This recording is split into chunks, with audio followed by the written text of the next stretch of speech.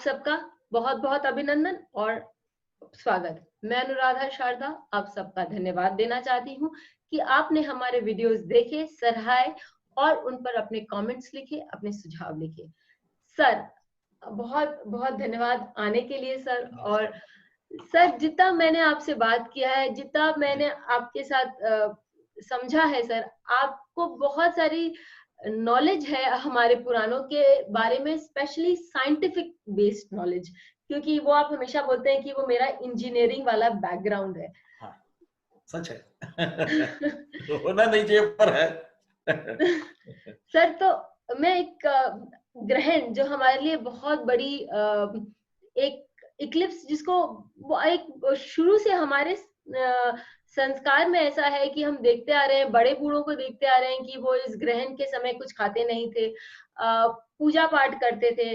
साथ ही हम ये देखते हैं कि वो इनफैक्ट 12-12 घंटा पहले, जो सूतक जिसको बोलते हैं, हमको पंचांग में मिलता है कि 12 घंटा पहले सूतक लग जाएगा, तो उस समय वो खाना-पीना उस समय से छोड़ देते थे।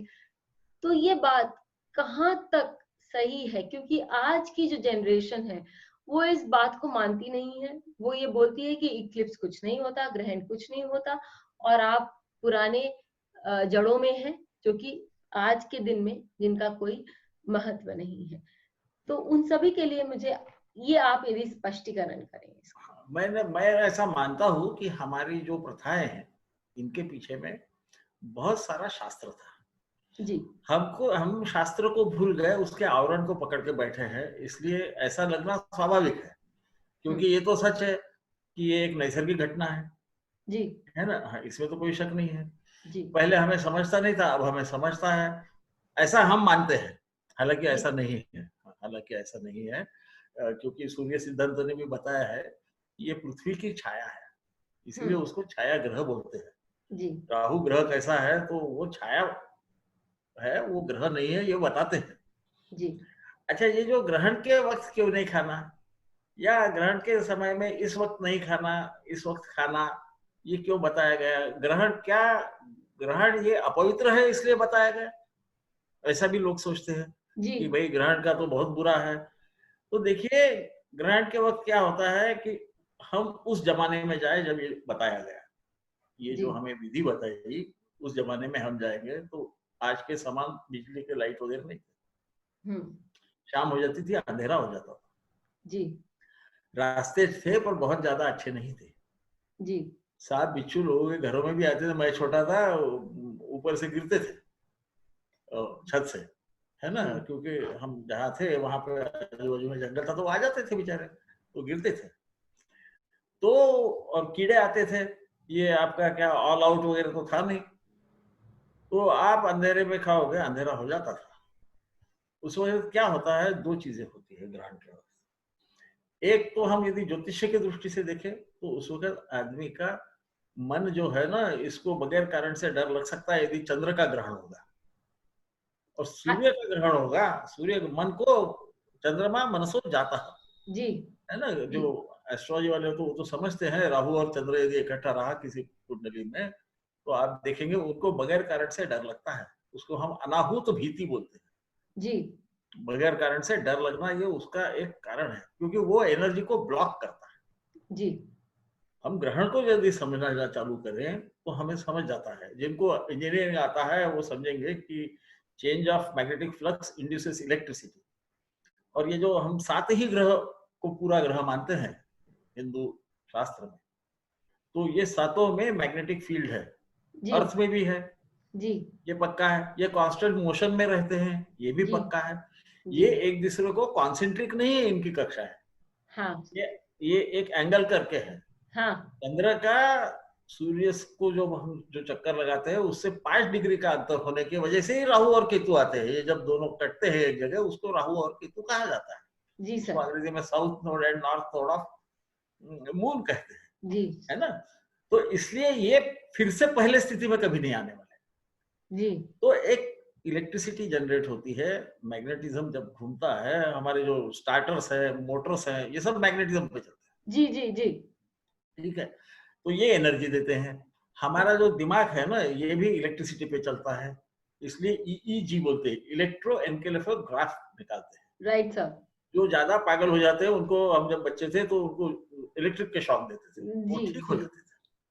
तो मन का इस इलेक्ट्रिसिटी से संबंध है, इसे हमें समझना चाहिए। अब इसमें क्या हो जाता है कि ये जो मैग्नेटिक एनर्जी आ रही है जो हमारे पृथ्वी तक पहुंचती है, हमारे शास्त्रों ने कहा ऐसे अनेक सूर्यमंडल है, एक सूर्यमंडल नहीं है, ये हमारा है जी। और हम इसके बारे में हाँ, है ना। तो उसका मैग्नेटिक एनर्जी पृथ्वी तक पहुंचना चाहिए और उसकी कुछ एक्शन होना चाहिए। हाँ। ये एक्शन की वजह से हमारा मन कुछ प्रकार से काम करता है। हुँ। बच्चा जब पैदा होता है, जितनी माताएं उनको मालूम है, क्योंकि पिता लोग तो बाद में जाते हैं मेरा बच्चा है करके, उनको कुछ नहीं मालूम रहता। ऐसा मेरा मानना है, मैं पिता होके भी। तो उनका एंटेरियर फ्रंटल जिसको हम तालु बोलते हैं, ये खुला रहता है। हाँ, हाँ। तो उस वक्त ये इलेक्ट्रिकल एनर्जी आपके ब्रेन पे एक, हम ऐसा बोल सकते हैं आजकल के जमाने में चिप बना डालता है। जो कंप्यूटर की चिप है ना, वैसी चिप बन जाती है, आपका जी। स्वभाव वैसा बन जाता है। हुँ। इसका प्रमाण तो ज्योतिष जो थोड़ा भी जानता होगा और जिसने कुछ देखा होगा, अच्छे विद्वानों के पास जाएंगे तो उनको समझ जाएगा। वो बोलेगा आप बहुत गर्म दिमाग के हैं। क्योंकि वो मंगल उनको बताता है कि ये पोजीशन, इसका जब जन्म हुआ ये पोजीशन थी, ये एनर्जी ऐसे ही काम करेगी, है ना। तो ये हुँ। मन है। अब ग्रहण के वक्त क्या होता है कि वो बगैर कारण से डर लगे तो ये अंधेरे में जाने को डरे। अंधेरा तो रहता ही था, ऐसा भी उजाला ज्यादा नहीं रहता था, है ना। हुँ। वो क्योंकि पूर्णमासी के दिन जब हमको लग रहा है कि प्रकाश रहेगा, प्रकाश गायब हो जाता था। तो शुरू शुरू में तो लगा होगा कि कुछ तो भी डरावनी बात है, तो घर के अंदर भाग जाते होंगे, खाते नहीं होंगे। धीरे धीरे उनको शायद ये भी पता चला कि इस वक्त की जो भी एनर्जी है, ये शायद हमें पाचन शक्ति में भी कोई गड़बड़ करती है। हुँ। मैं तो आयुर्वेदाचार्य नहीं हूँ, आयुर्वेद वाले बताएंगे आपको कि चंद्र का किसी नक्षत्र में होने से, जब हम और सूर्य का भी किसी नक्षत्र होने के वक्त ही जो हर्ब बोलते हैं उसको, हमारी जो दवाइयाँ रहती है उसको निकाला जाता है, वनस्पतियों को। हाँ। उस वक्त उसमें जो केमिकल्स होना वो उस प्रमाण में आए रहते हैं। जी, जी, जी। तो इनका संबंध हम जैसा समझने लगे तो हमें समझेगा। अच्छा, फिर क्या होता था कि जब पूरा अंधेरा हो जाए, सूर्य रहे तो वो दिन में अंधेरा कर देता था। हुँ। तो दिन में अंधेरा होगा, आप बाहर जाओगे, गिरोगे, पड़ोगे, लगेगा कहीं तो भी कोई बिच्छू काटेगा। रात के समय में आप चंद्र ग्रहण में निकलोगे, क्योंकि वो केवल रात में ही दिखता है। हुँ। तो हम जैसा अभी आजकल ये कोरोना हो गया है ना, तो वो जब होगा होगा हम अभी से चिंता करने लगते हैं, हाँ हमको लॉकडाउन कर दिया जाता हुँ। है ना। तो इस प्रकार से इसे हमें देखना चाहिए कि इस वजह से उन्होंने वाला ठीक है, पहले कुछ दिन कुछ टाइम मत मत खाइए, ये हो जाने दीजिए, उसको मोक्ष हो जाने दीजिए, बाद में आप खाइए। दूसरा कारण ये है कि ग्रहण के वक्त आपको, यदि वो कोई समझते होंगे कि ये बहुत बुरा है, वो बुरा बुरा कुछ नहीं, वो अच्छा है। क्योंकि मंत्र सिद्धि जो है, ये जब अंधेरा रहता है तभी होती है। हुँ। अमावस्या, सूर्य ग्रहण और चंद्र ग्रहण, इसी में मंत्र सिद्धि होती है। जिनको मंत्र शास्त्र मालूम होगा वो समझते हैं, क्योंकि उस वक्त मन स्थिर रहता है।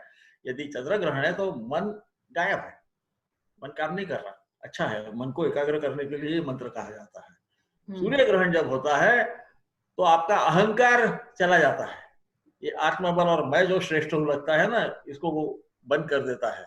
जिसके बारे में यदि हम इस चर्चा में महाभारत की थोड़ी सी बात करेंगे तो मैं उसका कारण बताऊंगा कैसा होता है और उसका उपयोग कैसा किया, प्रयोग जी कैसा सर। किया।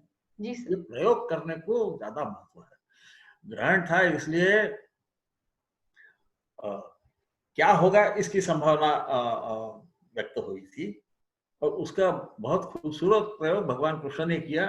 तो उसको ज्योतिषी भी समझ ले तो अच्छा है। उसको वो जादू वादू नहीं थी, ये जादू जो है ना, ऐसा हाथ किया और वो सूरज गायब, ऐसा ऐसा कुछ नहीं था। बहुत विद्वान लोग थे और ज्योतिष का काफी वर्णन आता है। तो ज्योतिष के बारे में मैं इसलिए बोल रहा कि उस अर्थ से हमें समझेगा। सूर्य का जब किरण बंद हो जाते हैं तो विटामिन ए और D3 आना आपको बंद हो जाता है। हाँ। वनस्पति भी जो है वो क्लोरोफिल बनाना बंद कर देती है। जी। तो जब आपको कुछ फीड नहीं मिल रहा है उस वक्त और ज्यादा खर्चा करना, अपने अपना खाना चालू करना, अपने पेट को ज्यादा तकलीफ देना, शायद उन्होंने आयुर्वेद की दृष्टि से देखा होगा ये अच्छा नहीं। जी। और चूंकि आप मंत्र करते हैं तो मंत्र साधना के वक्त आपको उपवास करना ही पड़ता जी। है। और उस वक्त ये प्रथा है ढंग से चलती थी। पानी में जाना, कमर इतने पानी में खड़ा रहना और स्पर्श से मोक्ष तक मंत्र पढ़ते रहना। यही मंत्र सिद्धि की पद्धति है। क्योंकि उस वक्त मन स्थिर इसलिए रहता है कि आप पानी में रहते हो तो आपको लगता है मैं इधर गिरूं नहीं उधर गिरूं, तो मन को जरा कॉन्सेंट्रेट करना पड़ता है। शायद ये कारण होगा, मुझे नहीं पता, मैं तो उसमें अज्ञ हूँ, परंतु इसे कभी भी ख्याल में रखना। हम अमावस्या बुरी बोलते हैं, फिर लक्ष्मी पूजन क्यों करते हैं? हमारे को मिडीवियल टाइम में जब ज्ञान कम होने लगा, बाहर के आक्रामक आने लगे, तो फिर हम उसको बोलते हैं रिचुअल्स में, हम कर्म कांड में ज्यादा घुस गए। हम ये बोल रहे थे कि देखो, ग्रहण के कुछ परिणाम है।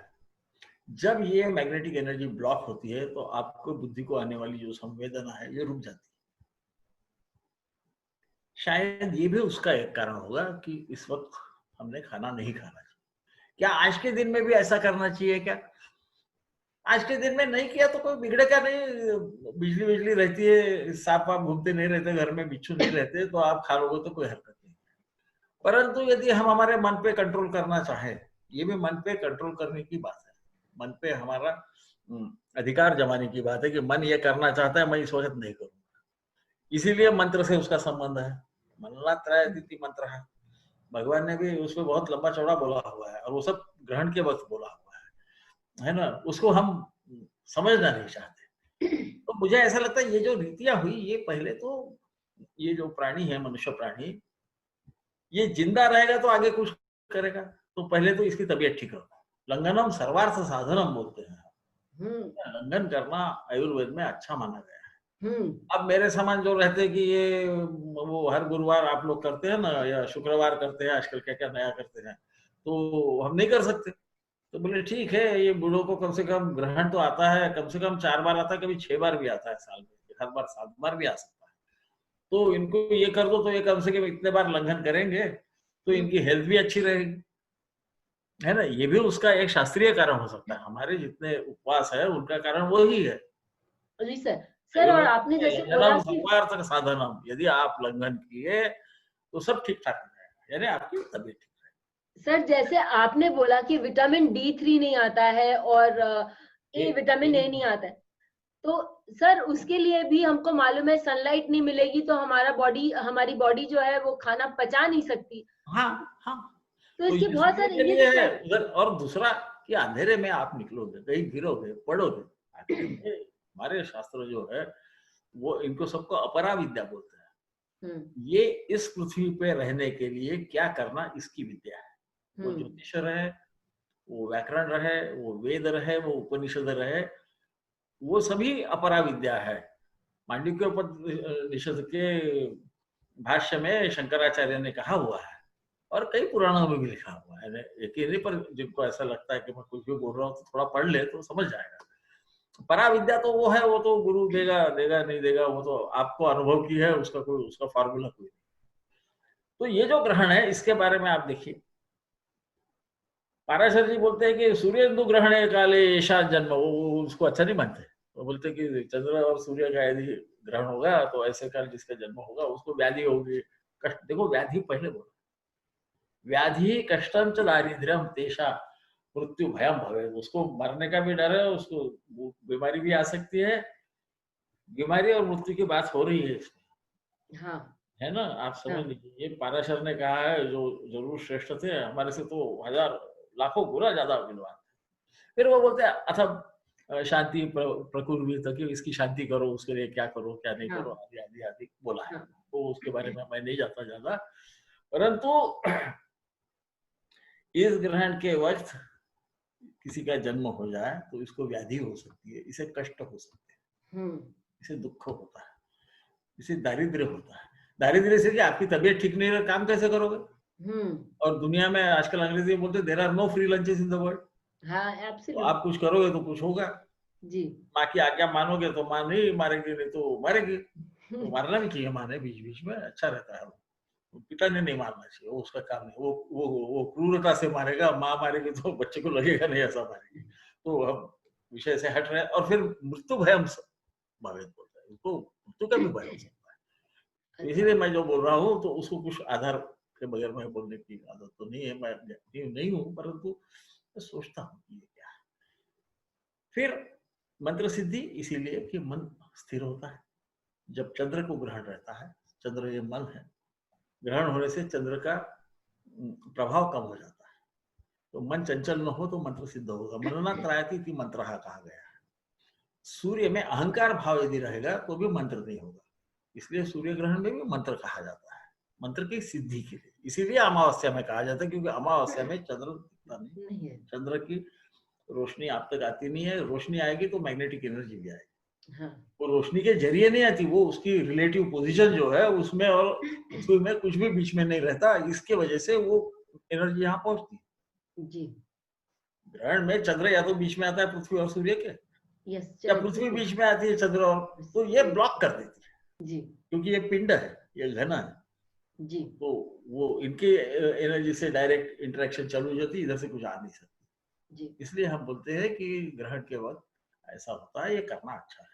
इसका बहुत खूबसूरत उपयोग यदि महाभारत पढ़ेंगे लोग तो, पहले तो वेद व्यास ने विचित्र वीर्य को बताया, ऐसा वैशंपायन बताते हैं। महाभारत पढ़ेंगे तो समझे। हाँ। फिर वो धृतराष्ट्र पूछता है मेरे को भी बताओ, मेरे को भी बताओ, तो ऐसा बोला ही जाता है। तो फिर उनको बताया गया, पितामह भीष्म ने बोला चतुर्दशीम पंचदशीम, वो बोलते 14 दिन का भी मैंने पक्ष देखा है, 15 दिन का देखा है मैंने, 16 भी दिन का, ये अधिक मास की बात है। हाँ। परंतु ये 13 दिन में अमावस्या आई हुई मैंने देखी नहीं अभी तक।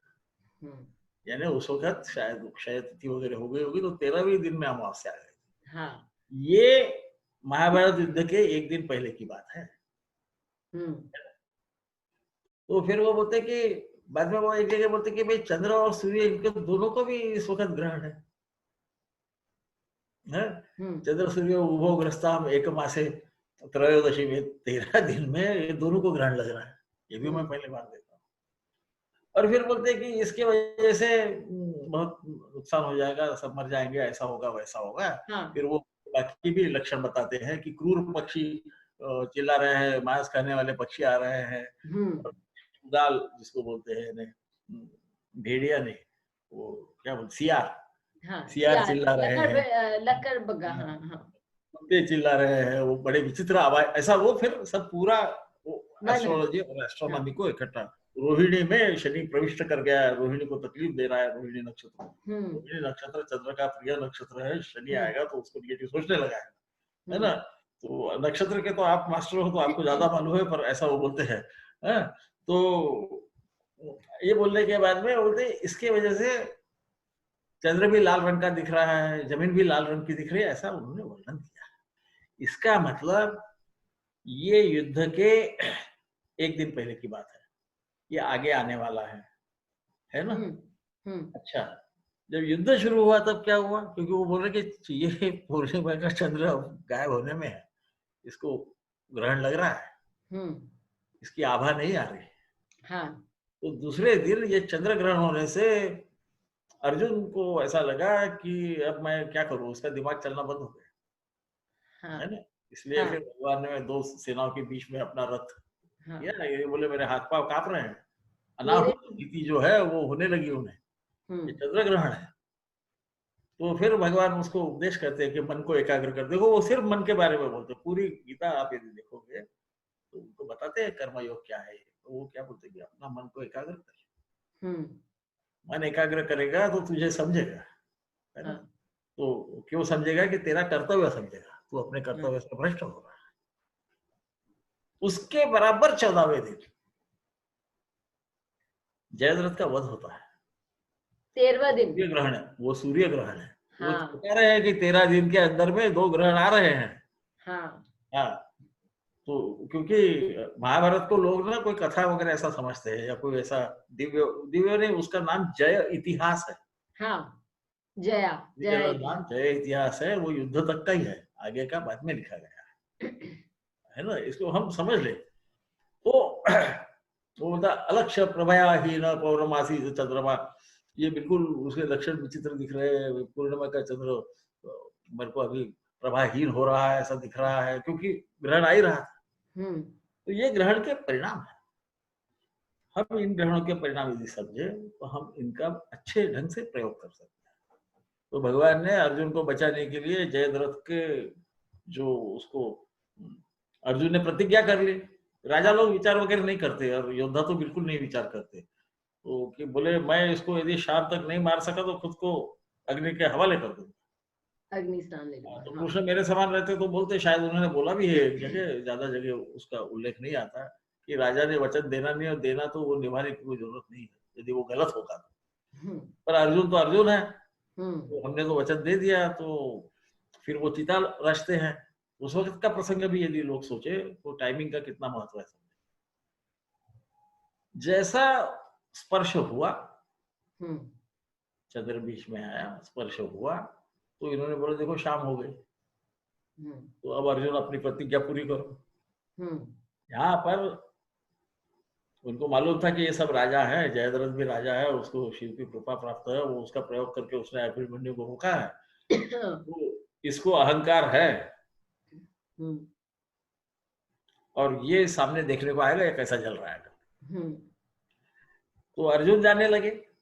जैसे अर्जुन जाने लगे तो भगवान के ख्याल में आया कि अभी मोक्ष को तो वक्त है, ये जल जाएगा। तो उसको बीच में रोक दी कि अर्जुन तू जा रहा है, कहाँ जा रहा है? तो बोले आपने बोला सीता रची है, मैं जा रहा हूँ। बोले नहीं नहीं, तू धनुर्धर, तू क्षत्रिय है, अपना शस्त्र लेके आ, अपना गांडीव धनुष, और तूने गया उसके संवेद जाना चाहिए। ऐसा करके उसका टाइम बढ़ा दिया जाने आने का। फिर ये जब तक पहुंचे तो तब तक मोक्ष हो गया। तो बोले ये सूर्य है, ये जयद्रथ है, अपना गांडीव चला, तो इसका वध कर। तो इसको बोलते हैं कि इसको उन्होंने ऐसा नहीं बोला कि अभी भाई ग्रहण है तो तू तीर मत चला, ऐसा बोला क्या? नहीं बोला। सर मुझे एक और बात याद आ रही है। आपने मुझे एक बार बताया था कि हर व्यक्ति पर ग्रहण का असर होता है और होगा, क्योंकि ये मन और हमारा आत्मबल इसको असर करता है। इसीलिए मैं पाराशर को कोट किया। पाराशर बोलते हैं सूर्य तो ग्रहण काले शाम जन्म, यदि जन्म के वक्त उनको ग्रहण होगा तो यदि उनपे असर होता है। और आप देखोगे कि ग्रहण में तो खैर वो 18 अंश तक नजदीक आना चाहिए, और मेरे ख्याल से सूर्य के 11 अंश के नजदीक आने के नहीं, सूर्य को 18 अंश के नजदीक आना चाहिए। राहु की पोजीशन जनरली वो 1-2 डिग्री में ही आई रहती है जी। हाँ, तो सब तीनों एक ही अंश में जनरली रहते हैं, और उनकी लैटिट्यूड, इसको शरद बोलते हैं, वो भी नजदीक होना चाहिए। उसके बारे में बोला नहीं गया, पर मेरे ख्याल से वो नजदीक होना तभी होगा। परंतु यदि इसके जन्म काल में ये दुख आएगा तो ये क्यों आएगा? तो कर्म कहाँ से आता है और हमारे को फल कहाँ से मिलती है, इसको भी हमने सोचना चाहिए। मन में इच्छा होती है, उससे हम कर्म करते हैं, और वो कर्म के हमें फल मिलते हैं जी। तो जिसका जन्म हुआ ये भी कुछ करेगा, इसलिए उसको दुख होगा, उसको कष्ट प्राप्त होंगे। तो जब ट्रांजिट में आएगा सूर्य के साथ, मैं अर्जुन की बात इसीलिए किया, उसके जन्म लग्न में यदि सूर्य और राहु इकट्ठा रहते तो वो इतना बड़ा धनुर्धर नहीं होता। उसको वो क्षमता नहीं रहती कि मैं 15 दिन में ये युद्ध खत्म कर दूंगा। मेरे ख्याल से 28 दिन बोला। जब भगवान ने हरे को पूछा कितने दिन में आप ये युद्ध समाप्त करोगे, मेरे ख्याल से पितामह ने बोला मैं 20 दिन में समाप्त कर दूंगा। अर्जुन ने शायद 28 दिन बोला, अभी याद नहीं आता उम्र के हिसाब से, पर शायद 28 दिन। इतना सामर्थ्य खुद पे है, ये विश्वास नहीं आता यदि उसका राहु और सूर्य जन्म लग्न में इकट्ठा है ना। तो जब हमारा गोचर भी चलता है, प्रश्न यहाँ आता है कि हर एक को उसके शरीर के परिणाम क्यों नहीं आते? क्योंकि उसका मूल सूर्य जो है उस राशि में यदि राहु आवे तो उस वक्त उस पर असर आपको दिखेगा। जरूरी नहीं है कि कहीं पर भी सूर्य ग्रहण होगा और दिखेगा। हाँ, उससे यदि त्रिकोण में सूर्य और राहु आता है तो असर दिखेगा, हर जगह नहीं दिखा। इसलिए हर एक को हमें वो असर दिखता नहीं, और हमें ऐसा लगता है कि कुछ तो बोलते हैं सूर्य ग्रहण, अरे नहीं, वो हर व्यक्ति को अलग अलग रूप से वो उसके दिमाग से। हाँ, चंद्र ग्रहण का भी ऐसा ही है। सर आपने मुझे एक बात ये कहानी भी सुनाई थी कि आपने मुझे पूछा था ये बात कि ये बताओ कि अर्जुन तो वही था जिसने हाँ, मैं अभी वही बोलने वाला था कि देखो उसी अर्जुन को विराट राजा के यहाँ जब वो थे, ये जी सर। अज्ञातवास में जब थे, हाँ। कि गाय चुरा के लेके गए, क्योंकि उनको समझा कि यहाँ शायद ये है। तो दुर्योधन को मालूम था कि ये अपना धर्म का पालन करेंगे, जिस राजा के यहाँ खा रहे हैं उसका रक्षण करेंगे। और गाय हमारे यहाँ सबसे महत्व की मानी जाती है। जी। हम एग्रीकल्चर सोसाइटी थे, गाय हमें दूध तो देती है, वो मरने पे अपनी हड्डी के रूप से फास्फोरस भी देती है, जो एग्रीकल्चर वाले होंगे उनको समझेगा, और गोबर के रूप से ऑर्गेनिक फर्टिलाइजर देती है, वो फ्री ऑफ कॉस्ट देती है। वो हमारी पद्धति से जाने से आज हमारे जो काश्तकार हैं तो वो बेचारे आत्महत्या कर रहे हैं, क्योंकि हम खरीदते हैं ना, वो फुकट में रखी। तो गाय ये धन माना जाता था, आज भी कई जगह माना जाता है। तो उस वक्त इन्हीं पितामह के साथ, इसी दुर्योधन के साथ अर्जुन ने युद्ध किया। तब क्यों नहीं इसको डर लगा? इसको हमको सोचना पड़ेगा कि ठीक है, उस वक्त तो उसके मन में ऐसा आया नहीं, ये तब आया जब ये ग्रहण था। और ये ग्रहण था, इसका आधार जो है वो महाभारत में है कि उस वक्त चंद्र ग्रहण भी हुआ। जब युद्ध शुरू हुआ तब चंद्र ग्रहण था, मन अस्थिर हो गया। हाँ। और वहां सूर्य ग्रहण था। इसकी हिम्मत टूट गई कि मैं इसको नहीं मार सका, अब क्या करूं करके, तो मैं मर जाता हूँ। सीधे को उसका लॉस ऑफ कॉन्फिडेंस जिसको बोलते हैं, इसका आत्मबल नष्ट हो गया था। भगवान ने उसी का उपयोग करके उसी के हाथ से उसको मारा। तो इसलिए हम जो सोचते हैं कि भाई नहीं अर्जुन को ऐसा लगा, नहीं ऐसा उस वक्त क्यों लगा? और भगवान सारथी क्यों बने? क्योंकि धर्म युद्ध में सारथी कुछ भी बोले तो रथी कुछ बोल नहीं सकता। धर्म युद्ध की ये प्रथा है, इसलिए वो शाल्य जब इनको डराता था कि दुर्योधन तू तो हारने वाला है, तो वो कुछ कर नहीं सकता।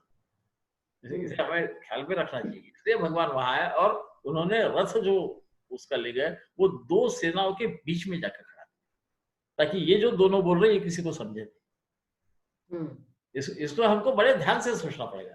तो इसको बोलते हैं कि जो नैसर्गिक चीजें हो रही है, जिसका प्रभाव मनुष्य पे पड़ने वाला है, तो यदि उसका आप भला चाहते हैं तो आप उसका प्रयोग, उस नैसर्गिक जो भी स्थिति आने वाली उसको आप बदल नहीं सकते। उसकी एनर्जीज का तो आप सदुपयोग कर सकते हैं। इंटरेस्ट नहीं है बदलने में बेटा, है ना? yes, पर उसका प्रयोग करके अपने प्रियजन को उससे कैसा बाहर निकाले, इसका बड़ा उत्कृष्ट उदाहरण है कि क्या करना चाहिए। इसलिए ग्रहण को कोई बुरा डरने की फिर कोई बात है नहीं। और ऐसा भी नहीं था कि अर्जुन बगैर खाए हुए गए, व्रत करके वगैरह नहीं गए, लड़ते हुए अच्छा खाना वाना खाते थे, है ना? नहीं तो उसका उल्लेख आया रहता महाभारत, क्योंकि उस वक्त युद्ध है ये महत्व का। और वो दिन में होता था, रात को बंद रहता था, रात में युद्ध होता नहीं था। इसे आप समझ लीजिए।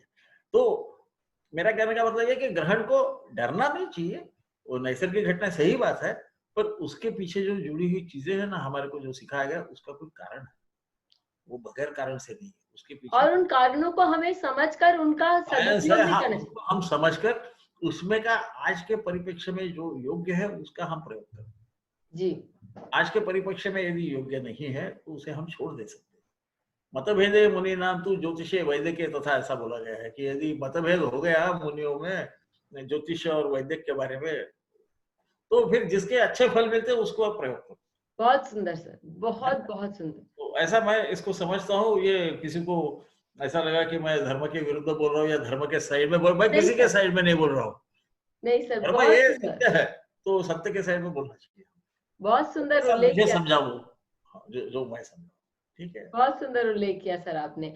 और सर ने हमें बताया कि बहुत सारी बातें हैं जो कि हम जो हमें ऐसी बातें हैं जो हमें सही नहीं लगती, जैसे खाना आदि, तो हम ये जान लें कि क्यों नहीं खाना चाहिए। उसके बाद ये अपने पर डिपेंड करता है कि आप खाना चाहें या ना खाएं। ये समय बहुत सुंदर है कि मंत्र सिद्धि कर सकते हैं, क्योंकि आपके मन पर या आपके अहंकार पर जो जोर होता है वो बहुत कम हो जाता है, और आपका अस्तित्व जो है वो स्ट्रीमलाइंड हो जाता है, एक तरफ हो जाता है। तो आप उस पर अपने बहुत कुछ सुंदर भी अपने ऊपर उपचार कर सकते हैं, बहुत सारे अपने लिए काम सिद्ध कर सकते हैं। उन पर ध्यान दें और रूढ़िवाद पर ना जाएं, लेकिन इस ग्रहण को भी एक natural phenomenon and something which we should not believe in, कि इस पर हमको विश्वास नहीं करना चाहिए, ऐसा कहकर भी अपनी संस्कृति का तिरस्कार न करें। बहुत बहुत